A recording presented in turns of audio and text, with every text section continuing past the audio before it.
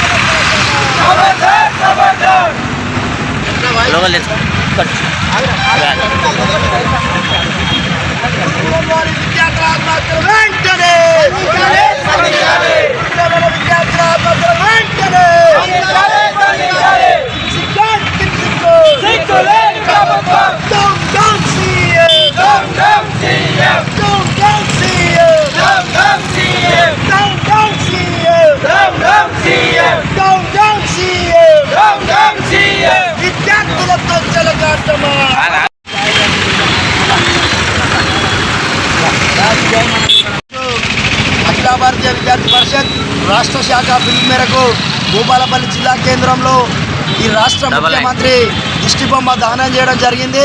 మరి కాంగ్రెస్ పార్టీ ఏర్పడి ఇలా గ్రామ పంచాయతీలలో, పట్టణాల్లో, ప్రాంతాల్లో మీరు విజయోత్సవ సభలు నిర్వహిస్తున్న ముఖ్యమంత్రి గారు ఈరోజు పేద బిడ్డలు చదువుకునేటువంటి గురుకులాల్లో ఈ రోజుకు 51 మంది విద్యార్థులు మృత్యువాత పడితే ఈరోజు విద్యాశాఖ నీ దగ్గర ఉంచుకొని విద్యాశాఖ మంత్రిని నియమించకుండా, విద్యా వ్యవస్థను సమీక్షించకుండా, సోయి లేకుండా నువ్వు ఇలా పెళ్లిళ్ళు పేరంటాలని చెప్పి ఢిల్లీలో రాహుల్ గాంధీ సంఘనగలానికి దిగబోయిన రేవంత్ రెడ్డి గారు ఈ రాష్ట్రంలో విద్యార్థులు మృత్యువాత పడుతున్నారు.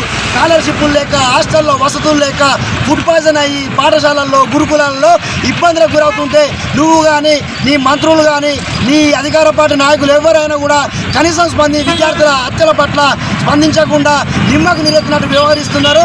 వెంటనే మీ ప్రభుత్వం విద్యార్థుల పట్ల మొండి వైఖరిని వీడి కళాశాల క్యాంపస్లోకి వచ్చి విద్యార్థులను పట్టించుకోవాలని, అలాగే రాష్ట్రంలో జరుగుతున్న ఫుడ్ పాయిజన్ల పట్ల రాష్ట్ర స్థాయిలో ఒక కమిటీ ఏర్పాటు చేసి దీనికి కారణమైనటువంటి బాధ్యులపైన కఠినంగా చర్యలు తీసుకోవాలని ఏబీవీపీ డిమాండ్ చేస్తున్నది.